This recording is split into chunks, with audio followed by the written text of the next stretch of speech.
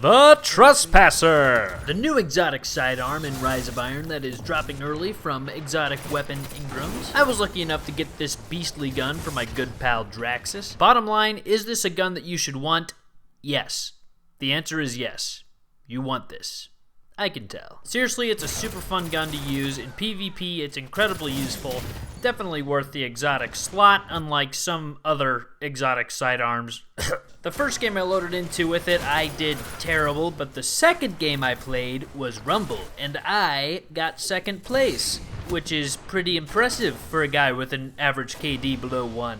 Anyways, the gun is definitely useful in PvP, and I will definitely continue to use it because it's incredibly easy to use, and in the right range, it's great. Just don't let people get too close, because then they'll just blow your guts out with a shotgun. But the interesting thing about this gun is that it's actually not a sidearm. It may look like a sidearm. It may say it's a sidearm, but really, this gun is actually just a little tiny pulse rifle. Like a hawk saw that somebody put in a shrinky-dink oven. Which is actually pretty awesome. In Crucible, I was nerwinning people to death, pulsing the bejeepers out of them, and then when they'd get close enough, and they'd think, whew, glad I'm out of the way of the pulse rifle range, BAM! I'd whip out my tiny pulse rifle and brat-dat-dat-dead. Say hello to my little friend.